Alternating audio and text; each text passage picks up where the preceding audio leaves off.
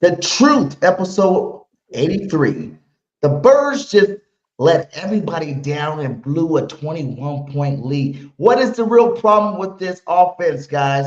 We're going to talk about that, plus the Bears preview. But first, we're going to start out with Devin Caney and hear what she had to say about this Eagles offense.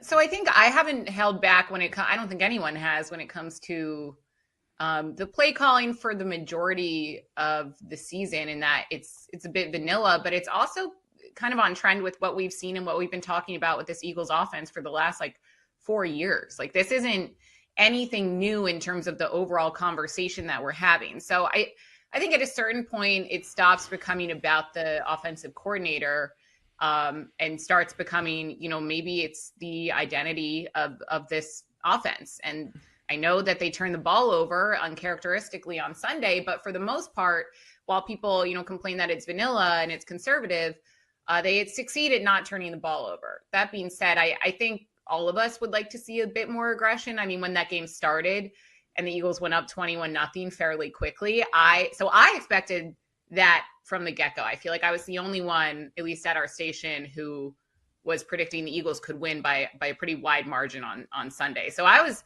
staying on the sideline feeling pretty good about myself for a while. And then, it went 3 and out. I think they had one first down in the last several drives to end the half. They had 17 seconds left, didn't go for even a field goal at that point. And then we know what happened thereafter. So, it's a head scratcher. And I think the most frustrating and confusing part to me, and I think a lot of fans, is I don't know the solution. We hear a lot of it's execution. It's not play calling, it's execution. And 14 penalties, that'll do that to you. But we're going into week 13. So how's execution still the main issue? What's going on, everybody, man? And welcome to the very, very, very, very first episode of The Truth, where not all Eagle fans agree on everything. And this is definitely the spot where this shit about to go down.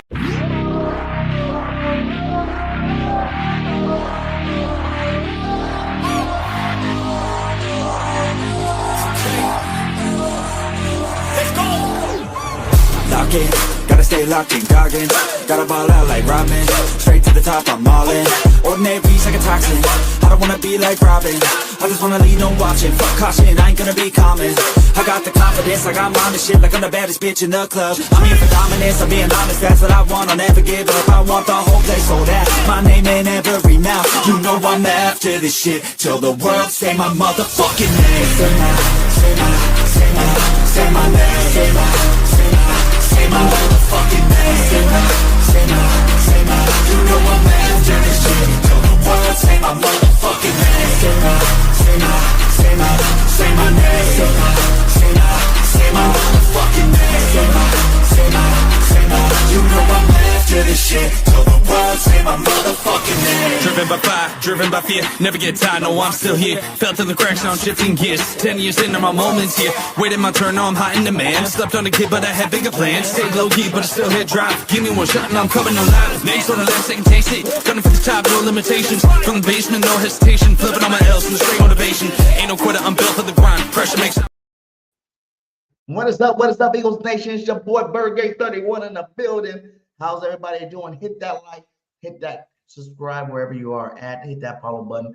How is everybody doing, man? The Eagles just took a L to the Dallas Cowboys, and I've been pissed off ever since, man. I brought my boy Tom in the building to get some Tom's takes up in the building since my boy JC was out of town and couldn't work it out. How you doing today, Tom? Doing all right. Just looking forward to the next game and trying to put the bad loss behind us. Yeah, that was bad, man. Hey, it was awesome seeing you at the Detroit game. At least we got to have some good times there. But then this last week, man, it got a little sour. Yeah, I'm back in the building on Friday, so hopefully I can bring them vibes back. But yeah, it was dope to run into you and really have you hopefully enjoy the game. I was kind of, like I told you before, I was kind of sick and I kind of was miserable. It was cold. I just wanted to get out of there with a win. It was a tough game. It was ugly, but I was happy to get the win and be able to get back and just go to sleep after. But yeah, it was a good time for sure. I'm glad you were able to enjoy. So Tom, let's talk about this Dallas game, man, because I was pumping my chest hard. I don't know if you see my little first quarter little rant that kind of got like 20,000 views. Everybody had to repost and tell me about when I was all excited the Eagles was up 21-0. But how do you feel about this game, and what do you think was the biggest issues, man? Well, this game specifically, I definitely would have to put the issues in self-inflicted. I mean, it's the beating a dead horse at this point. You heard every player say it's self-inflicted wounds. Season high 14 penalties. You come out, you start really hot, and you get the ball in the end zone, and then you shoot yourself in the foot on far too many drives.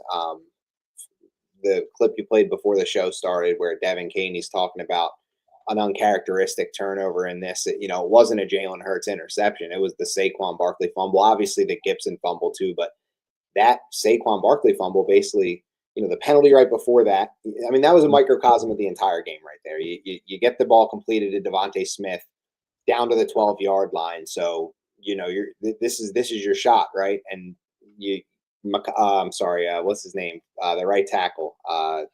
Fred Johnson, yeah. Gets the guy in the face. I almost said Mekhi Becton. Fred Johnson gets the guy in the face. They call the damn penalty. I mean, yeah, we can go back and forth on whether or not it was actually a penalty, but nonetheless. And then it comes back, and then you go to Saquon. He fumbles, and you give up points. You give up a chance to go in and score there, and that was what happened seemingly the whole second half. So it hurts not being able to run the ball consistently either. The offensive line is just not playing well at all. The more I see of them, the more that's the biggest thing I'm looking for, is for that unit to turn around, start being able to run the ball. But those are probably the two things. But I think in this game specifically, even without the run game, even with a completely non-existent run game, the Eagles still just can't stay out of their own way. If they stay out of their own way, they can win that game. I don't want to say if this, if that, and take anything away from Dallas, but there were plays to be made, and they just couldn't stay out of their own way with some of those penalties. And that's going to kill you. That's not being good enough. So congrats. Yeah, man, like the penalties definitely hurt. 14 penalties, my guy. Like, there were some things on the offense too. Most of them on the offense. I mean, there was a couple on the defense, but those hurt too. But geez, that offensive line and some of the false starts, and it was just the little things, everything, man. It was rough. Yeah, those are two things that I think are very uncharacteristic for the Philadelphia Eagles. The penalties for one, the turnovers for two. And it just seems like we just can't get it right, man. This offense, like, we have spurts of it here, spurts of it there, spurts of it here, spurts of it there. But like she said, this is not just this year. This has been going on for the last 4 years.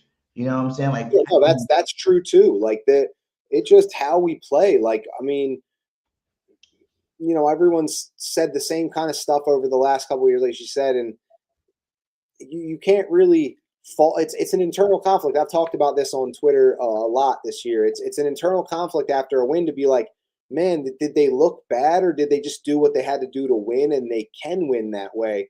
I think there's something very glaring this year that's killing us and holding this team back, and is really going to be the downfall of the team if they can't get it right, is executing the run.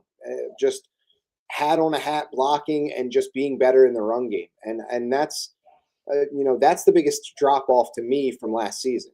I think you can survive is a little bit of an inexperienced coaching staff with the level of talent we have. If we can just execute in simple things, I don't think it needs to be anything complex. If they run the ball and dominate in the run game like they did last year, everything else is there. I've seen the defense do it. I've seen Jalen Hurts in the passing game do it. I have not seen the run game. I've seen it once against the Giants. And guess what? That was the best game we played all year. Ran for over 100 yards, opened everything up. It made everything look easier. And every other game out of what have we played? 11 of them? 10 out of 11 games, the run game has not been able to really just buck up and help this team and make them more complete. And yeah, it's pissing me off. You can see I'm getting fired up about it, but I really want to see those guys dominate. I really do. Yeah, and let's start with this running game, man. Here's what WIP had to say about with Saquon Barkley in this run game. Now, let's talk about Saquon. He has not been as good. A lot of people say, well, it's just the O-line. I don't say it's just the O-line. I feel very confident the 482 touches, as it was supposed to do, has made him a lesser player. They rode him to the Super Bowl. He was the main dude last year. They never backed off going heavy to him, ever. I mean, other than week 18 when they sat him, they said all the starters. You get my point. They rode him hard. So he was supposed to be lesser. He is. Now, one thing you wonder, and Jason Avant alluded to this the other day on TV, has complacency set in with a player like Saquon or others? And he specifically said Saquon. I don't know. I know this. Cole Hamels after 08, not even close to as good in 09. Not even close. Cole Hamels in 08, awesome. Cole Hamels in the 08 playoffs, superlative. Cole Hamels in the 09 regular season, average. He was average. And by the way, he wasn't old. He was just average. He was 24 or something, 25. So sometimes complacency sets in. I mean, come on, guys. Didn't you think in 2018 the Eagles didn't look as hungry? I didn't think they looked as hungry. Now, with all that said, they're 8-3, so don't misconstrue. I recognize that reality, and they could still win the Super Bowl. But if we're breaking down the offense, which, by the way, in a word, stinks, I am not going to put it more on the coaches than the players. Yeah. How do you feel about that? I think first of all, it's funny. I saw that clip because I turned on post game right after the game and wanted to see what the guys were saying. And I saw Jason Avant say that. I think a lot of these analysts talk really emotionally after games, kind of like the players do. I probably do too. If you get a mic in front of me, I definitely do. so yeah, you need some distance from it. But I think Saquon, the problem with Saquon is that it's like there was like the guy said, as he was supposed to drop off, he will drop off. And I don't know if it's necessarily his body or complacency. I just think naturally you're not going to run for 2,000 or even 1,800 yards the next year. Like it just sounds ridiculous. Like, you know, he's going to be good, but he's not even DeAndre Swift, Miles Sanders level. And I'm not saying that that's all on him either. Like there's too big of a drop off for it to all be on just Saquon. I think the problem right now with Saquon is that he's trying to create angles and make a big play, and he needs to accept that like the O-line isn't good enough right now for that, and he needs to just like take the 3-4 yards on first down that's there and be happy with it. And yeah, it's going to be tough grinder games where you're not going to be hitting home runs. We don't need home runs right now. We just need 10 yards at a time, and that will open up the offense to have some sort of consistent run game because eventually he'll hit an 8. He'll hit a 9. He wants to hit a 60 every single time. So he's taking the risk like, okay, I could get 4 here if I cut this up, but I'm going to go around or I'm going to dance or try to make a move. Yeah, I'll risk a -1 or a 1-yard gain. But if I make the guy miss, then I could go for 60. It's like you can't have that mindset. That risk isn't worth it. We need that 3, 4, 5 yards right now more than ever. So he has to be okay with that. And that's why Tank Bigsby's having more success. Because there's no autonomy, there's no checks. It's Tank Bigsby. He's not Saquon, so he doesn't feel like a superhero back there. He takes the ball and he goes straight. And if he gets slammed at 3-4 yards, he's falling forward for 5-6. And it's like that's what we need, like that guy that's just going to take the run lanes that are there. And that's why he like gives you a breath of fresh air running back because he runs like he wants that. He wants a job. He wants more carries. Saquon's running like a superstar. Like he wants to hit every big play.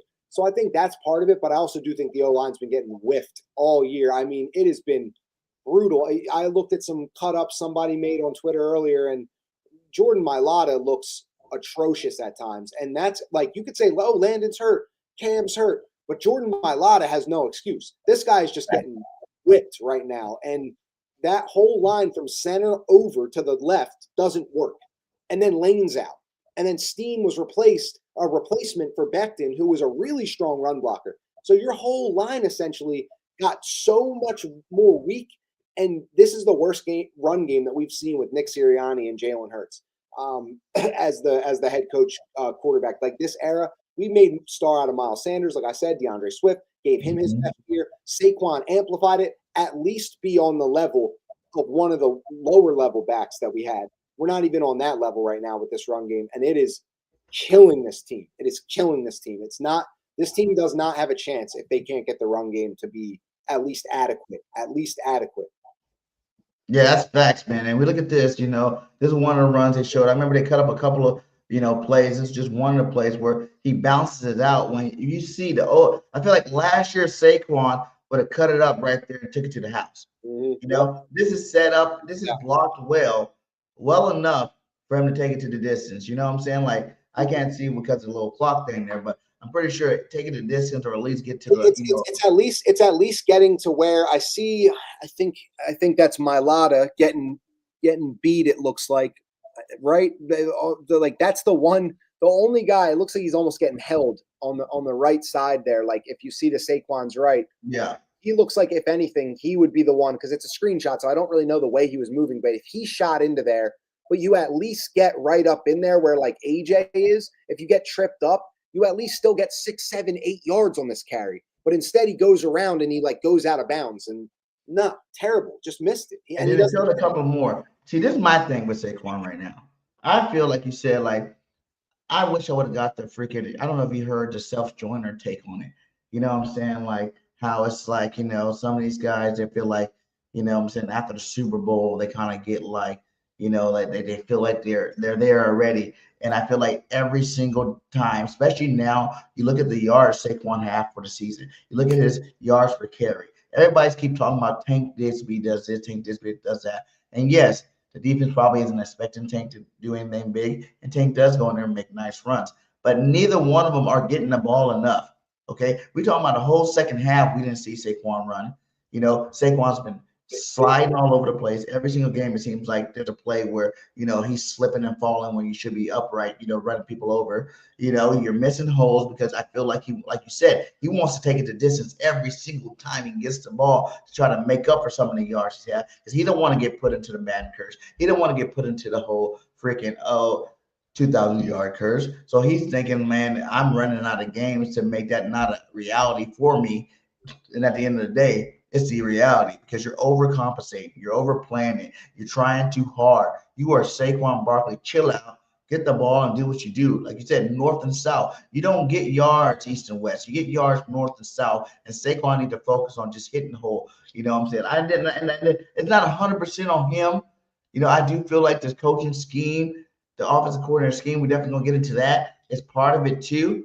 But at the end of the day, when you get the ball, stop dancing so much. Stop looking for the big play and go where you need to go. Your offensive line's banged up. That is a huge part of this whole situation. Like, I don't care what anybody says.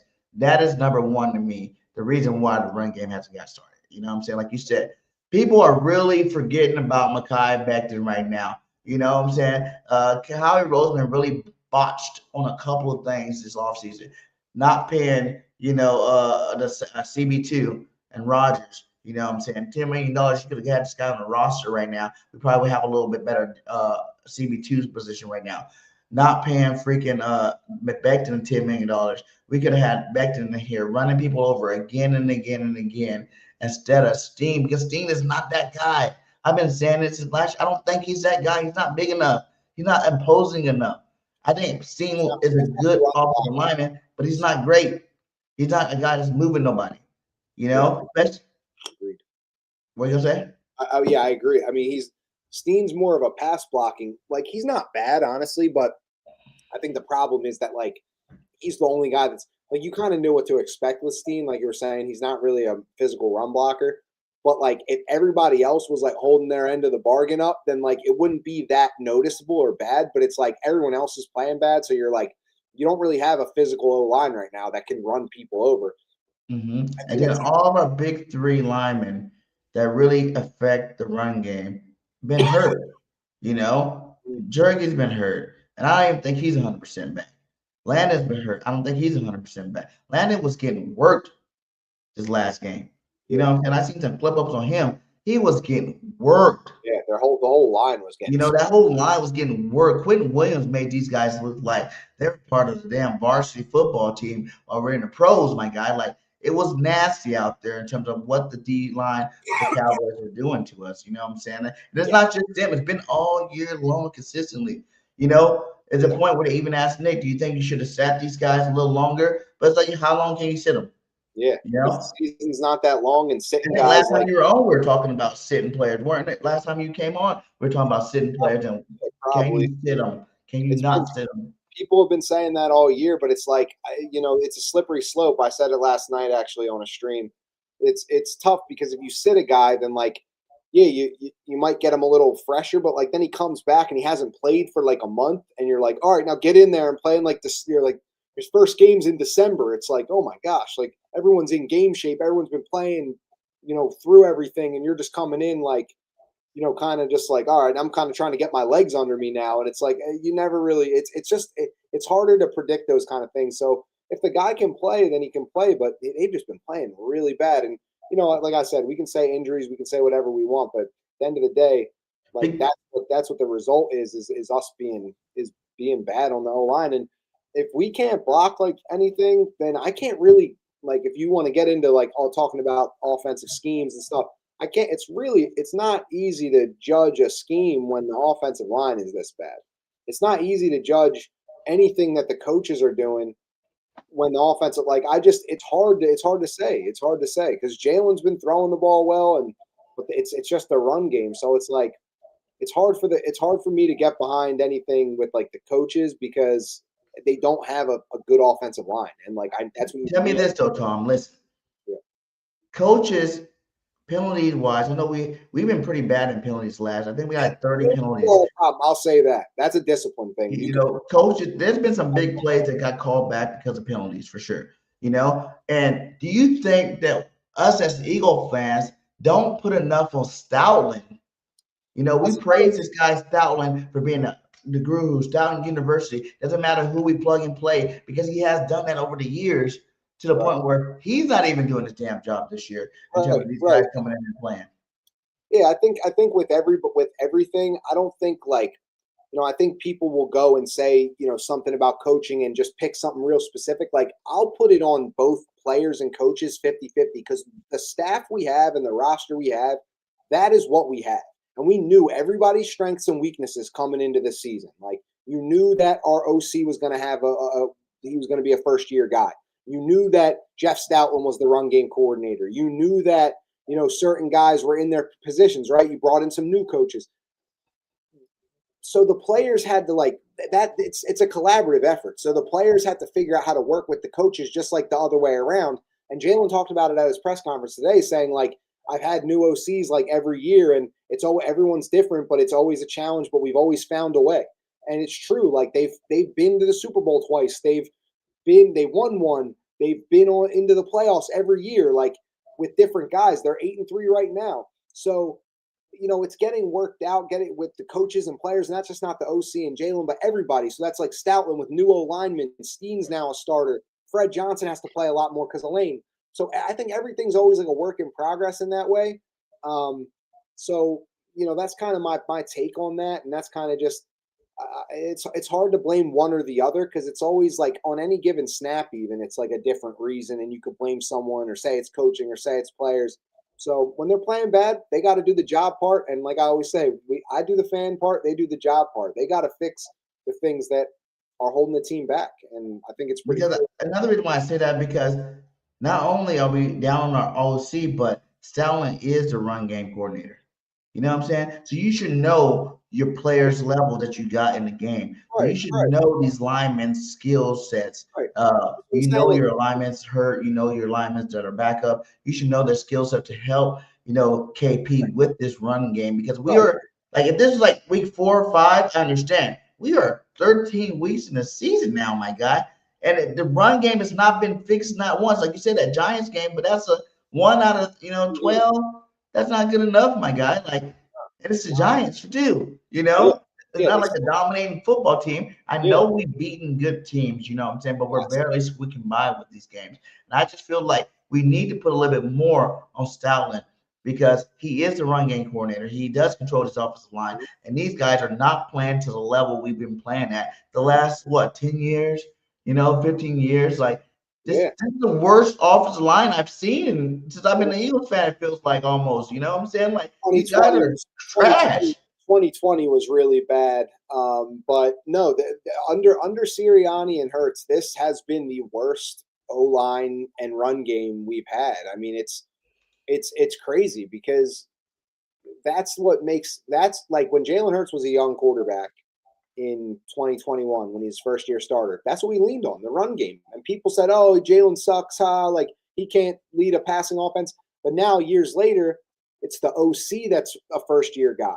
We need to make it easier on him. Coming into the year, you need to know, like, yo, this guy's going to need this offensive line because we have changes on the coaching staff. We have a first year OC.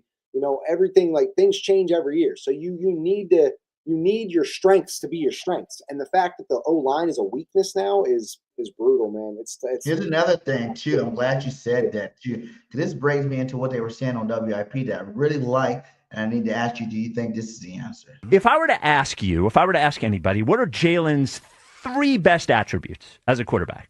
Everyone would say one of them is running. He is good at running the football. In fact, I heard last year that one of the reasons that Saquon was so good at running the football is because Jalen also was good at running the football. Yet, he's decided he shouldn't do it very much this year. To fix the offense, I think Jalen Hurts needs to run the ball 8-10 times a game.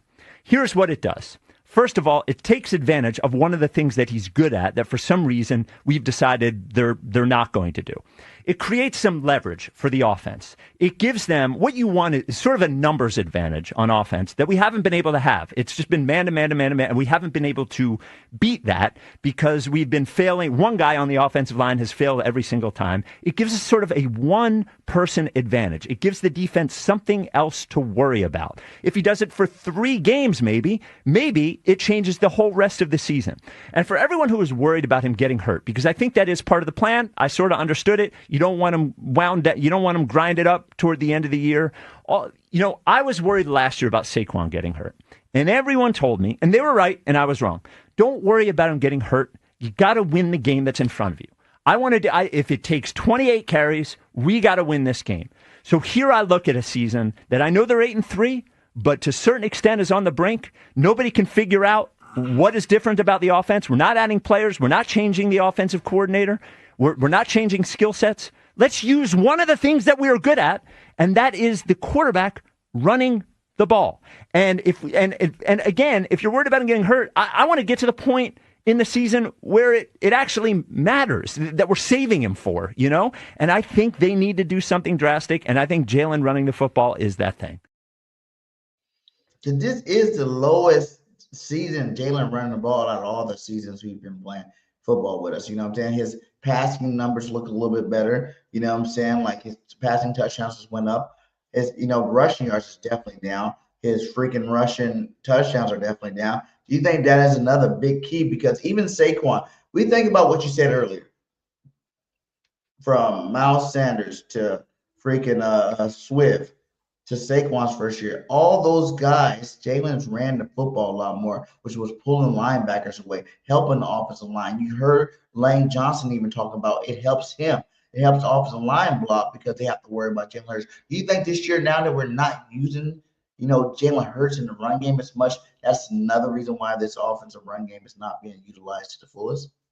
Well, yeah, I think that people still respect him when he's back there, even if he hasn't been doing it this year. They know what he's capable of, and they know his body will work.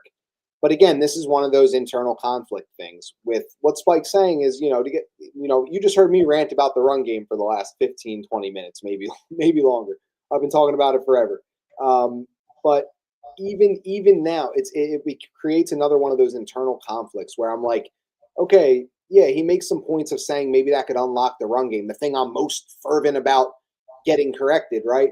But at the same time, we are winning. And if Spike's saying his other point is that he wants to get to the point in the season, aka the playoffs, in which we are saving Jalen for, then they need to do something drastic now. But why? They're 8-3, they're in good control, and they've been able to win the way he's played. So, okay, it might be a little ugly, but wouldn't you rather have a healthy Jalen Hurts going into the playoffs, than risk doing it now, even if it's a little uglier and doesn't really work? So it's an internal conflict. It's like, yeah, I'd rather just win how we're winning, keep him healthy, and then in the playoffs, that's when you need that advantage. And that's what I've been saying as well, is that mobile quarterbacks in the playoffs are a huge advantage. You've seen Sam Darnold and Jared Goff in the playoffs last year, they didn't get it done. They were under siege, turning the ball over, getting sacked. Having that mobile quarterback in the playoffs is such a big advantage. So if we can get Jalen Hurts to play all these games, we're going to need all 17. We might need all 16, 17 games from him, which he's gotten hurt the last 2 times we went to the Super Bowl. He got hurt at the end of the year. We're going to need all these games because we want good seeding. And then in the playoffs, we'll be thanking that he's there and ready to go and get him into the playoffs with some legs. But to that point too, we went to 2 Super Bowls with him running the football. Yeah, and getting in. You know what I'm saying? Like, it wasn't so nasty. Yeah, he might have took a game or 2 here off because he did get hurt running the football. But you think about Jalen Hurts' injuries. The injuries, like what? Last time, not the year before last, I think it was. It was against the Chicago Bears, who we playing this Black Friday. But that was off of a pass play.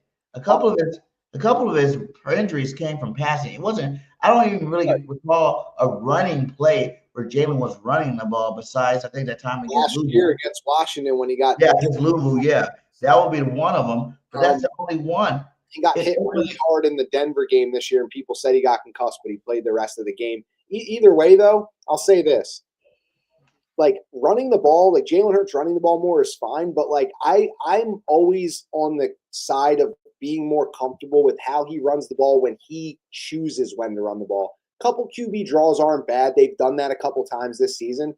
But if he rolls out, I am fine with him taking off because he can see everything developing. But when it's just a designed QB run, that means he's going to take a hit usually at the end of that. And that can get risky. So, maybe a couple designed runs here and there. But if he wants to run, that'd be great. And you know what? I'd like him to look to run a little bit more when he's passing. Like, I'd like him to drop back and just look to run and escape more because I feel like he's been good throwing the ball and everything. But, like, on some of these bigger downs, like that 3rd and 2, I wanted him to just, like, be like, nah, I ain't throwing this. I'm taking off and getting this 2 yards, moving the sticks, like those kind of moments where you're leaving it up to the hands of, like, okay, is someone going to get open? Is the line going to hold up? I want him to take that into his hands a little more and run the ball on those kind of plays. I just feel like in that 3rd and 2 for sure, we shouldn't even been freaking passing the ball, man. I feel like all the push-tush noise is affecting the play calling because I don't give a damn how the league feels about the push-tush.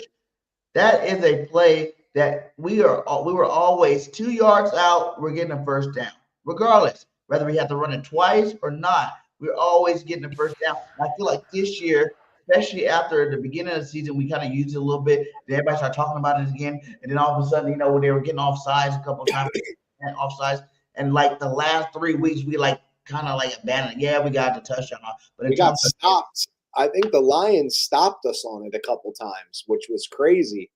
But yeah, I don't know, man. It just hasn't been the same looking year, and I don't know. I think that's okay. But there are some things that, you're worried that, if this team doesn't have this in the playoffs, then maybe they can't win. And, the run game, using Jalen as a runner, all that stuff, all those different weapons we have. I guess we got to see if they're just saving it for the playoffs, but got to get we've all been beating the drum, about, this new OC. I don't know your aspect on it. Do you think we need a new OC? Do you think that, they're not going to make it. They're not going to make a change right now. I mean, if the season doesn't end the way we want it to end, they probably will go and do the same thing that they did last year when they won the Super Bowl and go get a guy with more experience, a guy that can kind of come in and be somewhat of like a head coach of your offense kind of guy, rather than an assistant level guy, an entry level guy, really with 1 year of experience or no years coming in. But I think the reason that they hired Kevin Patullo was because they had a shortened offseason, just like they did at the end of 2022. There wasn't a pool of talent. There wasn't time to go look for someone. They needed to make a move, and so they hired this guy and they started their offseason program a month later, whatever it was, or right then and there, because you're going right into free agency in March, and you make that hire in mid-February, end of February, basically.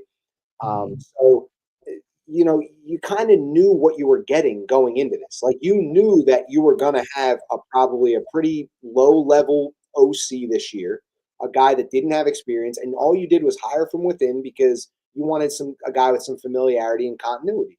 So knowing that, like, I don't necessarily think that they have to keep him right now. They're not going to make a change right now. It just doesn't.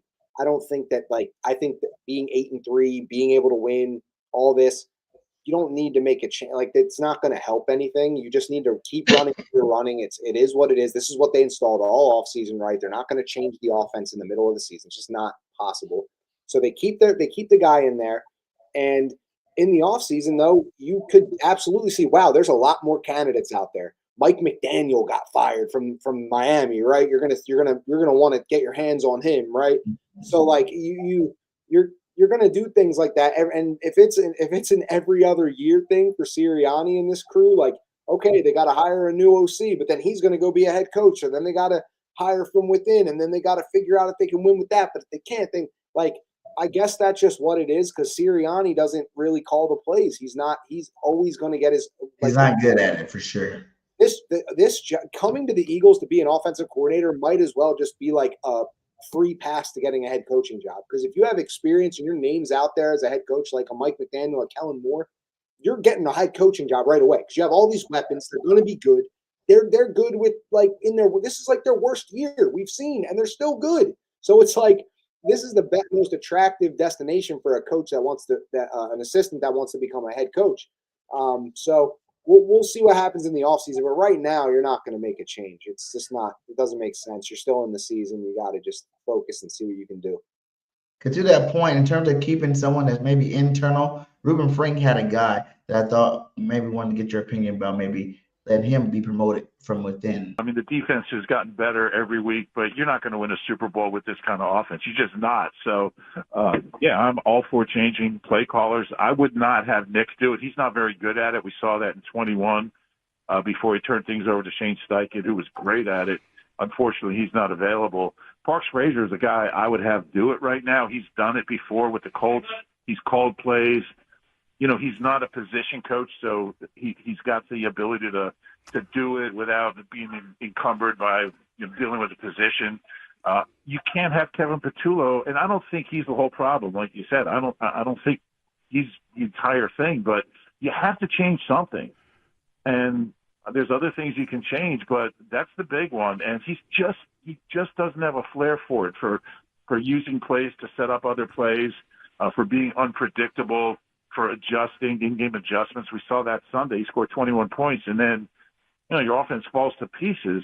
The other team's adjusting, and you're not adjusting back. I mean, it's a chess match out there, and he's getting checkmated, I guess. But I just don't know how you can continue the way things are. I mean, you're not going to. I mean, the standards are high here. If you don't win a Super Bowl, it's a disappointing season, and you're just flat out not going to win a Super Bowl with him calling plays. So let me get this straight. You want to put a 34-year-old in here on a Super Bowl expectation team, Parks Frazier, a guy that's never worked for the Eagles before this year. You're going to entrust that guy, a 34-year-old guy, with the OC job on a team that you can't win with the guy that's calling the plays now, and you're basing that on the fact that when he was 31 years old 3 years ago, he was the interim offensive coordinator for the Colts, who fired their offensive coordinator in the middle of the season, and they gave him the job, and they were a terrible team. And that's his experience at age 31 3 years ago. And he's 34 now. Look, the kid has a bright young future, but are you kidding me? 34, that is your alternative? A 34? Look, he has the Mike McDaniel connection. He worked in Miami last year.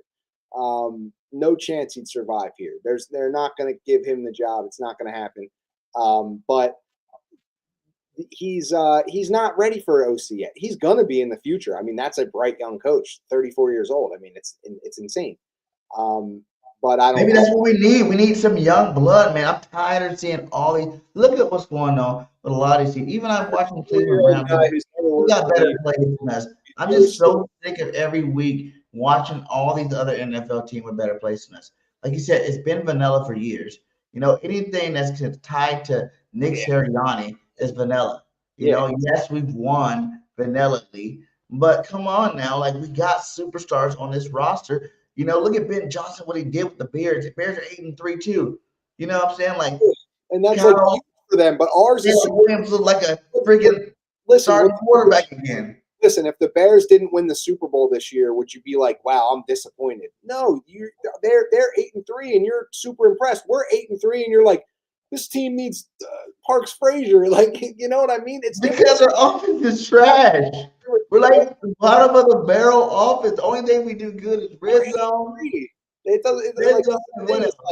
It's like for the Bears to have like an exciting team with an exciting offense and be 8-3 is like a Super Bowl to them. But like you heard Ruben Frank, if we don't win the Super Bowl, it's disappointing. So being 8-3, I mean, look, dude, I get it. You want the team to play better, but in 5 of these 8 wins, we've scored 28 plus points. We've had the big plays to Devontae. We've had some big games from AJ.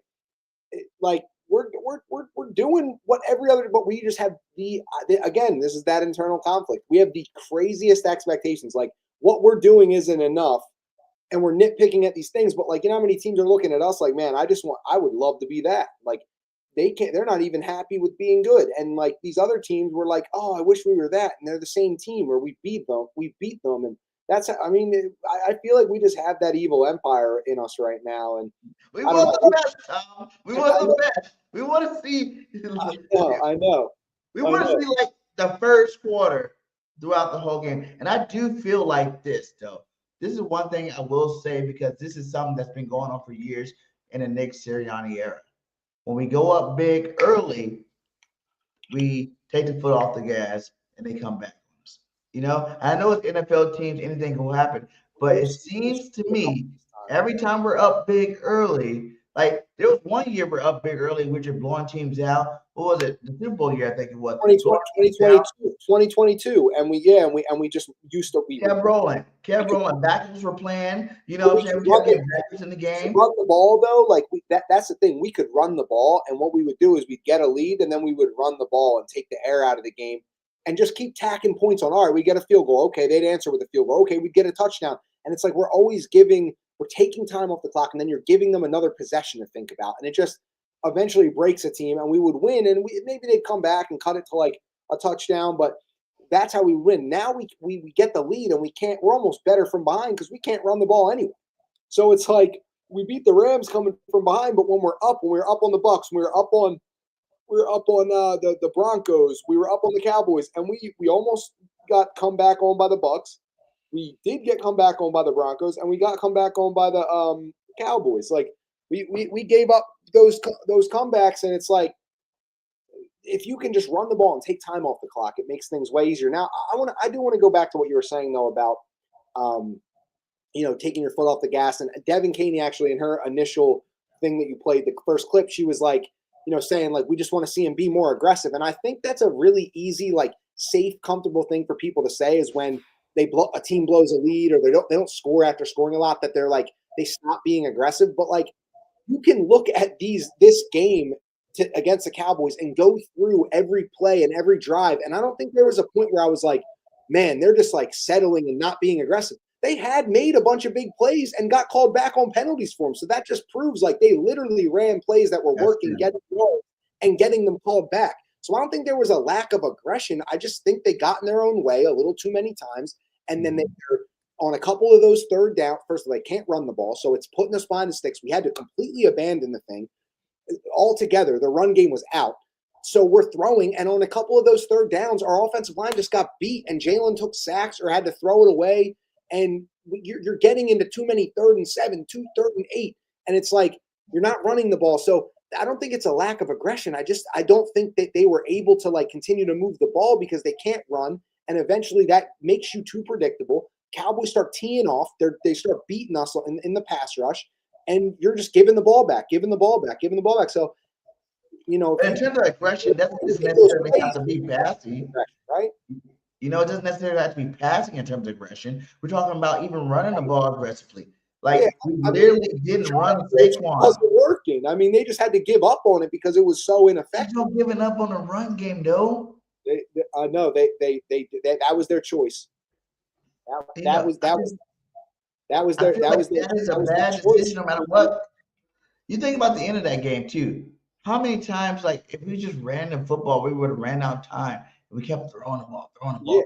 It's like you gotta run the football, whether it's 2 yards in a cloud of dust, or but the thing is, you got to run it effectively too. Like that, like it's not just about running for the sake of running. You got to get those yards, and the amount of times they're just getting beat and giving up plays, and they fell in love with the pass. Like they felt like they had to. And to be honest, I'm not against you at all in this. Like, I agree. Like, you got to run the ball. Like, I'm a very big run the ball guy, but I just got so fed up with seeing how bad it was that I just was like, dude, I don't even blame them for abandoning the run game, because it's just stop it. Stop it. Yeah, just stop. Because like I gave up on it. I'm like, here we go, 2nd and 13, 2nd and 12. Like every drive, it's like the guy, even on like the runs that gained a yard or two, it's like, how did a guy get in the backfield that quick? Like Saquon's making a guy miss every play back there. And like, so that's messing with his head, I think, too. And in terms of him missing holes. And so it's just bad. It's a mess up there. And they abandon it. I don't necessarily agree that they should abandon it going forward. They have to get it right. But for that game with what was happening, it was like, I can't even be mad at him. Like, I can't even be mad at him because it's so bad. And shout out to the 75 in here. Hit that like, hit that follow wherever you're at. We're live on Facebook, YouTube, Twitch, X, Instagram, everywhere. Wherever you're watching, hit that like, hit that follow. Follow my boy Tom's for Tom's Takes on X, baby. He definitely be dropping some jewels over there. Okay, well, let's get to the defense before we get into the Bear game. What do you think about this defense, man? Because we look like we got depleted, man, by the end of that game, man. Like, did you see the one play that caused both of our starters, to mess up? It was Michael Carter came in when Adoree Jackson went out, and he clips Quinion on the last play that makes Quinion not on Pickens. And then at the backside of that, you see Sidney Brown, the other safety that's in, because Makuba's out. The other safety is in, roll up on Makuba's leg, and now Makuba's going to be out, and he was having such a promising career. What do you think we got to do about this? Because it's obviously, the Big Fangio said today, he's rolling with Sidney Brown, and he's not, we're not worried about getting nobody else. Like, do you think that's the right move? Because I feel like maybe it is time. I was against Justin Simmons. Maybe it is time to bring him in and see what he can do. I was against freaking, bringing another cornerback, but maybe it is time to take Asante Samuels off the street and see what he can do. Because I don't have no faith in this Michael Carter guy. I don't have faith in Ringo. Ringo's trash. Bennett, what the hell? You're supposed to be this guy that's supposed to, relieve us from this pain. And Adoree's been playing good, but he keeps getting hurt too. So, like, what are we going to do moving forward at those two positions? Because the rest of it, I feel like the defensive line, man, they're good. You know what I'm saying? Like, I feel like deep line's good. I feel like the linebackers are good. Yeah, Bond got the interception. People trying to give him shit about missing the interception. Whatever, dude. Bond is Bond. He's been playing good all season. I'm not going to let one bad play determine, Bond not playing good or Bond should be this or that. You know what I'm saying? The defense, the Kobe Dean second straight game, blowing up a freaking running back, to get a sack. You know what I'm saying? That's impressive stuff. 2 games in a row to do that. So what do you think about the key position that we've been talking about all season long, the safety and the CB2 spot? What do you think we need to do moving forward? Yeah, I think they're just going to roll with the guys they have. And to be honest, you usually don't get anything out of the guys that you would go get right now, like bringing new guys in. And unfortunately, we just have who we have, and we gotta hope that they can play decent enough to cover up whatever we need to win. Lean on your D line, lean on that front seven, figure out ways to get pressure on quarterbacks, create some turnovers potentially, and just hope that those guys don't get exposed to the point where we're losing because of them. That hasn't really happened all year with any of the guys we've had back there. I don't think we've lost any games specifically because of the secondary. So hopefully they've been playing good. I think all the way up to this game, he hasn't given up 40 yards.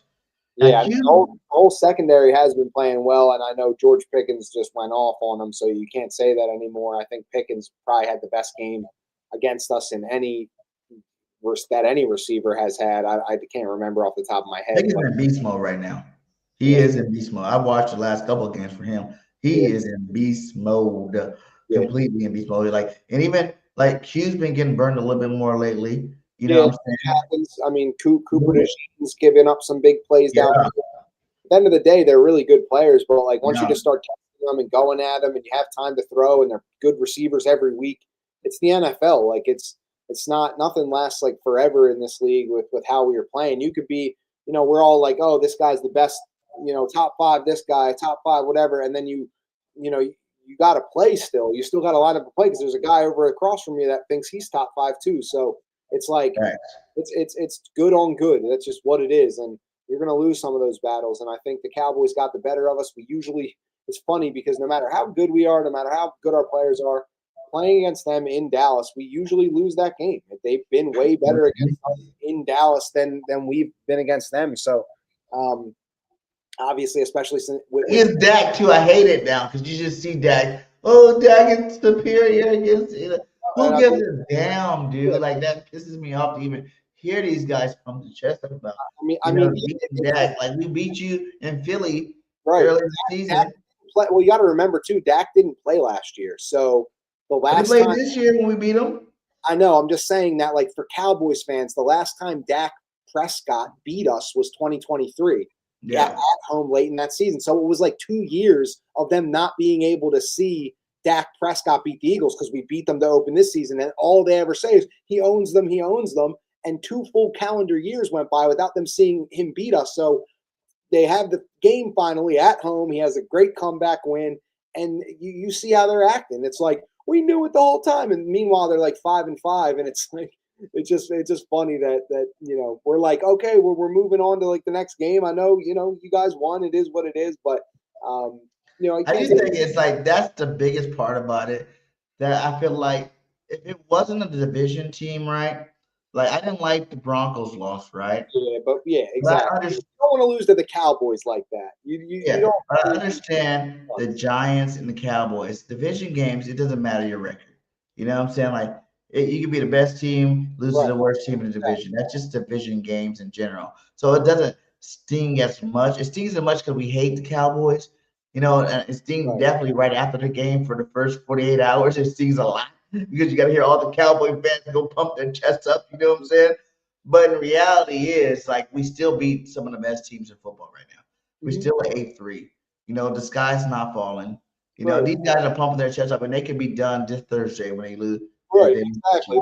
Like, they're in must-wins. They have the Kansas City Chiefs coming up who are desperate, and then they have the Detroit Lions on the road the following week. So they're in must-win games like that. They can enjoy it now, but it's, what comes up must go down, and what comes down must go up. So they're on their little upswing right now, but I think they're a little too far behind. Could be something to build on. We have Dak sweep y'all a couple years. Yeah, but we swept the Cowgirls last year. We're talking about recent stuff. Last year we swept you. We went back to our normal. Dak swept us in 2018. Yeah, and last year we swept y'all. I don't care if Dak played or not. You guys swept. We're going to entertain you Cowgirls tonight. Let's move on to the Bears before we get out of here, my guy. You know what I'm saying? Here's a little preview that our boy Ross Tucker had to say about it. I am thoroughly impressed by what the Chicago Bears have done this year. First of all, on offense, significant improvement. Obviously, Ben Johnson, schematically, their head coach who's calling the plays, has done a terrific job putting those guys in a better position to succeed. They're running it better with Monungai and DeAndre Swift when he's been out there. But Caleb Williams, I mean, he has made huge strides, especially in not taking sacks like he did last year. Defensively, they've had guys in and out of the lineup, yet they've been the most opportunistic bunch in the NFL. They have like 3 of the top interception leaders in the league, which means number one, the Eagles' defense has to get Caleb Williams down on the ground when the D-line and linebackers get in the backfield. And number two, Jalen Hurts must protect the football, which is something he's done very well this season. Go to myfrontpagestory.com for by far the best.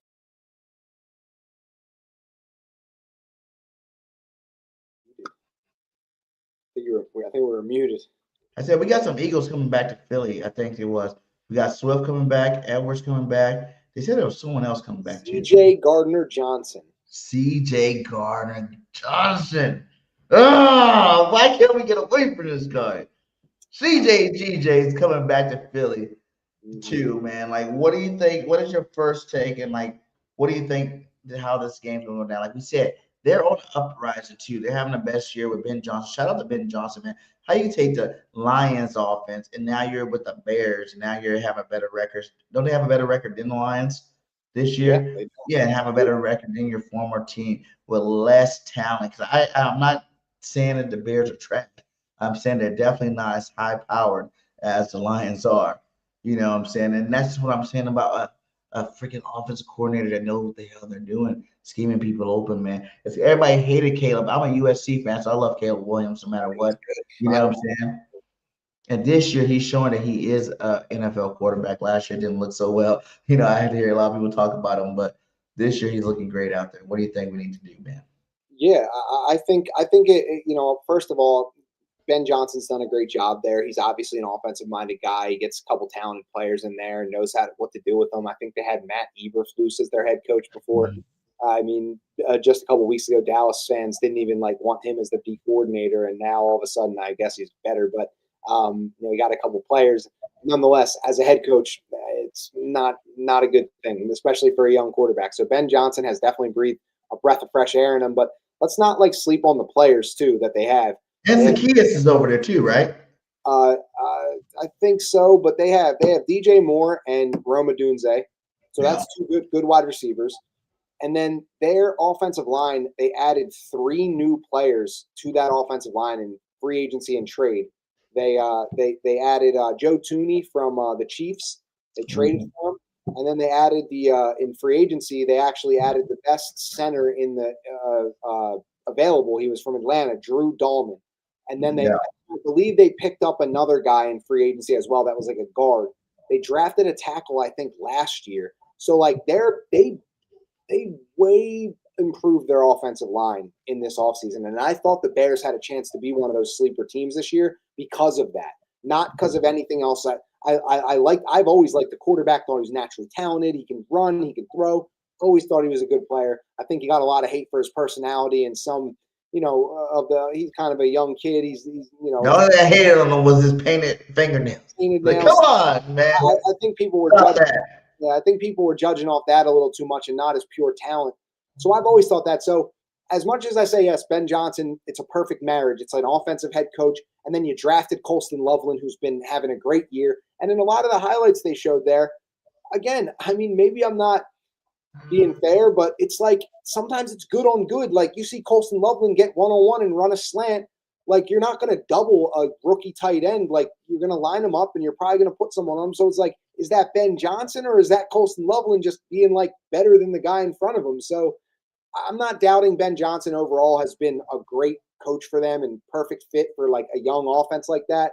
But I do want to shout out to the improvement on the offensive line, the fact that they have weapons that can win one-on-ones and make the scheme look better because they're favorable. They're getting favorable matchups and doing something with them. Being able to commit to the run and run it better because of that improved offensive line with a little duo of Swift and Monangai.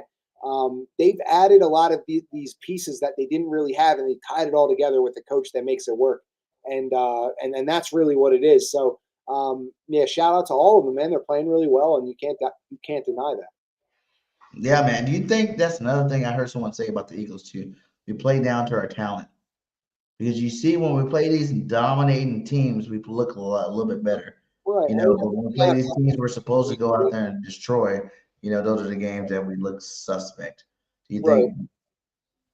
Yeah, I think it's a week-to-week league, and it's tough every week. And I think if you watch a lot of games, you'd probably think that about a lot of teams. I'm not a high roller or anything, but I bet on some games here and there just for fun, small amounts just to make them watch. Do a lot of betting. And you're sweating every parlay. You think it's so easy that 6 games. I got to pick the winners of 6 games.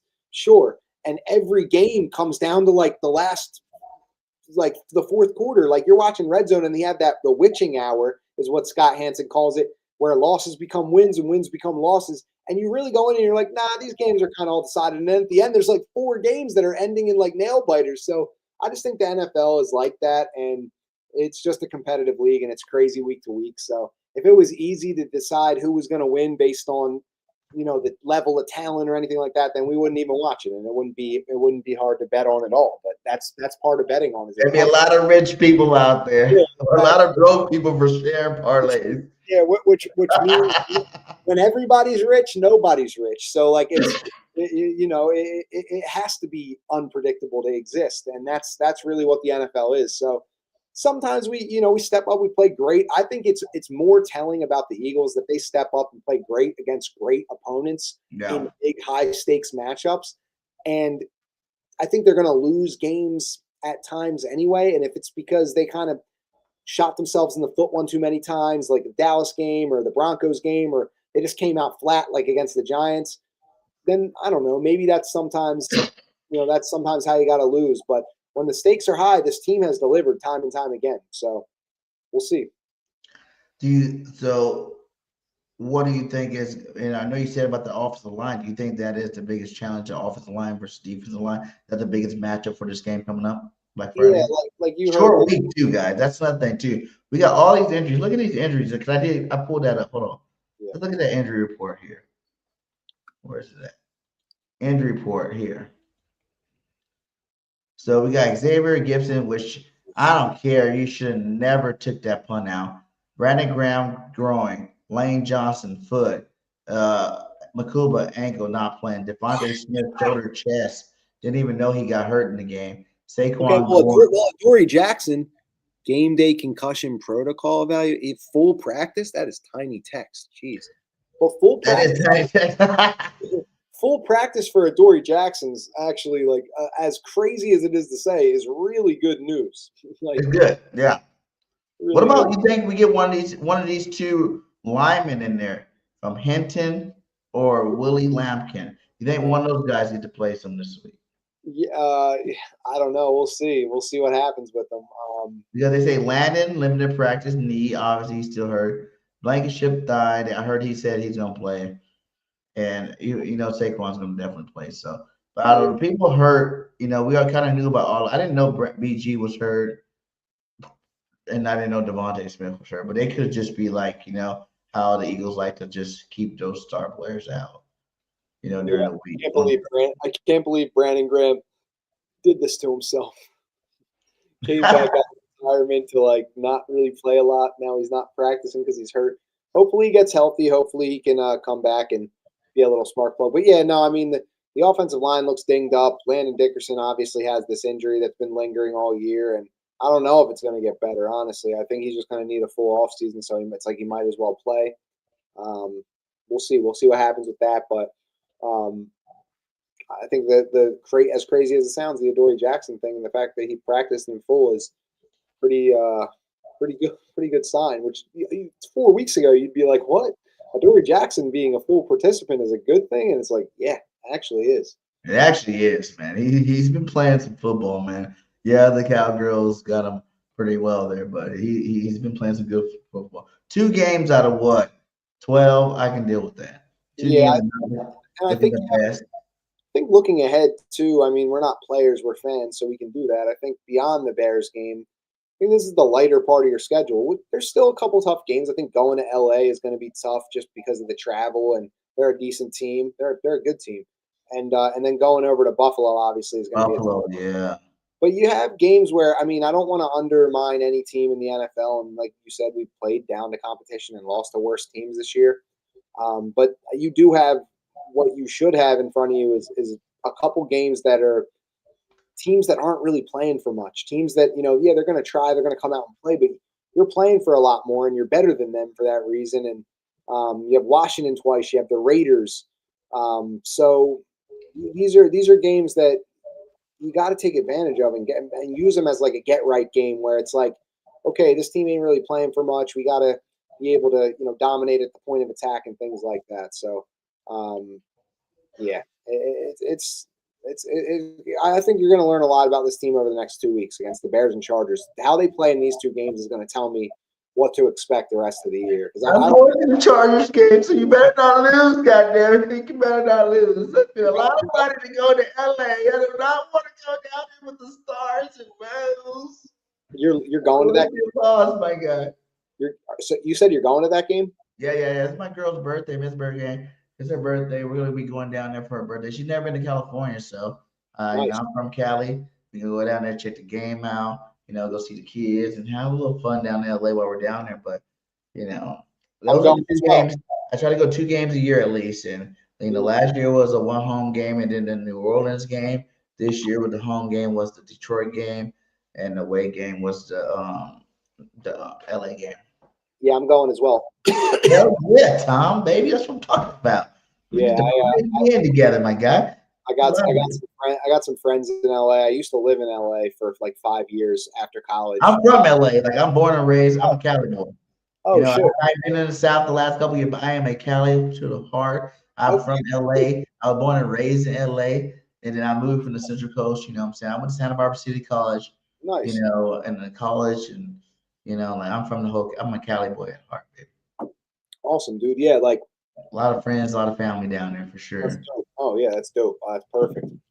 So, well, let's get some hot takes, some score predictions, and let's get ready to get out of here. Before we do that, what was your record prediction before the season started? I was heavy on the 13-4. Just sounded good to me. That's what I was at. I said with a harder schedule, I thought the Eagles would be 13-4. But with a harder schedule, it could be 12-5. Now we haven't lost to the harder teams, but 12-5 wouldn't be bad with this schedule. Just the way it's set up too. No back-to-back home games, a billion tough games. We've just been, kind of getting through it. So yeah, I don't think 12-5 is a bad thing, and that was a popular pick too. Do you think we get the number 1 seed though? Still, do you think this team is still good enough to get the number 1 seed, or do you think it doesn't matter if we get the number 1 seed? I think they're good enough to get the number 1 seed. I also think the Rams are really good too. So I think obviously that's the easiest thing to say. But like I said, man, I mean, it really does come down to these next 2 weeks, because I don't think you can afford to look. You can we got to win them, obviously. But if you are going to leave it to chance and you're going to be vulnerable and you can't run and you can't get the O-line, eventually you're just not going to be able to, you're going to be in too many toss-up games, and they start going against you, and they can't let that happen. So they got to win these next 2 games. Like, they really just have to come out and start cleaning it up. And you get through these next 2 games with wins and you go to 10-3, then you're in really, really good shape. And it really starts this Friday with the Bears, because you win this game and you have like every tiebreaker over every team. You're in firm position. You still got to win a few more games. Right now we're still in first, right? No, we're in second right now. The Rams are 9-2. We're 8-3. So the Rams play the Seahawks on the road. So that's going to be a win for us either way. Because the Rams might run away and get this 1 seed. If we're the 2 seed, you think about it, just like last year. The Rams might get upset, they might not, but nonetheless, we would avoid them until the NFC Championship as the 2 seed, and we'll get 2 games in Philly in the playoffs, wild card and divisional, before having to go there. And I don't even think we're about to go for the Chargers, but I don't really think it's that's the worst case scenario. Off a Super Bowl to go back, right now, it's funny I'm saying that as if it's like, oh, well, if we're just there. If we really ended up there in the NFC Championship this year, that's a valiant type season like that, because everything looks like crap right now. If we end up 1 game from the Super Bowl and go into that game, I'm like, yo, anything can happen. You know what I mean? So that's got. And we beat the Rams 3 times in a row. I'm not really worried about them. I know people are like, hey, that's the number 1 team. The Eagles. I don't understand how they're so confident when they talk about it. Like, oh, the Eagles just really have to worry about the Rams. How many times we got to beat a team? Yeah, they say we don't have to worry about them anymore. Next time. That's the thing. It's always about next time. So, we beat them so many times, and we're just like, yeah, how many times we got to beat them? Well, if we got to play them again, then we got to beat them again. And they're fans. The thing about the Rams, I feel like that people don't really look at the reason why, which comes back to our offensive line thing right now. The reason we beat the Rams is because they have a small defensive front. That's the only reason why I think we beat the Rams. It's because we play bully ball against their small defensive front, and they played us tight. They played us tight, but you got to think versus small. What about our players? Our O-line right now ain't playing like bullies. I'll say that. But even we already played them this year. We beat them. You know what I'm saying? Yeah, but it wasn't because we were bullying them. We weren't bullying them in that game, though. It wasn't really that is an advantage. Eagles. It's usually their star players on defense are smaller people. Yeah, we got to get our O line. Got to get our O line back playing like how we know they can play. That's why I think we need the number one seed. Like I said, that's going to dictate everything for this season. It's going to come down to these next few games and seeing if that O line can hit some sort of turning point. And I just don't know if it's possible. Honestly, they might have to have Jalen Hurts drag them to however far they can possibly drag them to, and then hit a factory reset because we need to get the number one seed so we can sit starters the last week of the season and have the first round bye. And I think or just lock up the second seed before week 18 so we can have that. Give ourselves our own bye like we did last year. Bye week. Yep, exactly. But I want the 2 bye weeks. I want to lock the number one so we have 2 weeks. Let these guys sit down, chill the hell out, and get healthier than what they are right now. Man, I think that's ideally right now. We can still do it. And that's what I'm really hoping for, crossing fingers, hoping for it. We can get done there. But let's get 3 hot takes from me, Tom, and a score prediction for this Black Friday game, man. We're coming out all black. You say you're going to be there too, right? Mm-hmm. Oh, I'm wearing I'm rocking the all black for sure. So, yeah, 3 hot takes. I'm starting with the one that I just posted a clip on Sidney Brown's 99-yard interception return for a touchdown against Arizona in 2023. I'm going to say he makes another big play. He gets an interception or makes some sort of big play, forcing a turnover. Sidney Brown he's like the missile that makes a bunch of bad plays. He's going to give us one on Sunday. So that's one. Sidney Brown turnover. Number 2 is that the run game again for the Eagles gets shut down, and Jalen has 300 yards passing to win this game. He's going to throw for 300 yards on Sunday against the Bears. Take risks, be aggressive. That's a hot take number 2, and he's going for 300 yards. And number 3 is that Caleb Williams has not 1, not 2, but 3 turnovers this game. He's actually not turned the ball over a lot this year, but I think that Philly crowd and the pressure, he'll have a fumble or 2, and he'll throw a pick. Like I said, Sidney Brown's going to make a big play. Who's going to make the other 2 plays? We have yet to be seen, but that's my 3 hot takes right there. And a score prediction. I'm going to say 31-20 Eagles. I like it. Okay. So I got to come with better hot, with a stronger hot take. I didn't like how you just automatically assumed that this run game is not going to get it back together, man. And I'm not going to just say Saquon Barkley. I must say, if we're going to get the ball to Tank too, we're going to take some more carries. And this run game will get back on track because they will realize, like they did last year, at a certain point, they realized that the run game is going to lead us to the promised land. Because running the ball sets up the pass. And I think that we've been overcompensating for the A.J. Brown thing, but I feel like the last couple of weeks, A.J.'s kind of simmered down a little bit. He's starting to get the ball a little bit. He's kind of feeling a little bit better about himself, and he's not bringing that much stress and putting that much stress on the coordinator to make sure we throw the football. So I think this week, if the run game gets it going, we get over 200 yards rushing. I'm not going to say it's all Saquon. It's between Saquon, Jalen Hurts, and Diggsby. So over 200 yards rushing, 2 touchdowns. We get that running game back in game, because it's time to gear up for the playoffs, guys. And we're going to need to be balanced going to this playoffs. We got to be able to do both. That's the only way. I feel like that's the only reason why we won the Super Bowl, and we even went to the Super Bowl the last time before that, because we were able to run and pass the football. If you don't have that balance going into the playoffs, you will lose. You know what I'm saying? So I feel like that is my first hot take. The Eagles will rush over 200 yards between those 3 guys, however, 2 touchdowns. I don't care if it's a push touch or whatever happens. That's just what it is. Caleb Williams, I am going to jump on that board with you. I won't say the 3 interceptions, but I will say Caleb Williams will get sacked at least 7 times. You know what I'm saying? Like, I feel like the offensive line is good, but our defensive line is good. I think Jalen Phillips kind of had a down game, even though he put some pressure on him. He kind of had a down game last game. But since he's been here, it's been nothing but great things coming from him.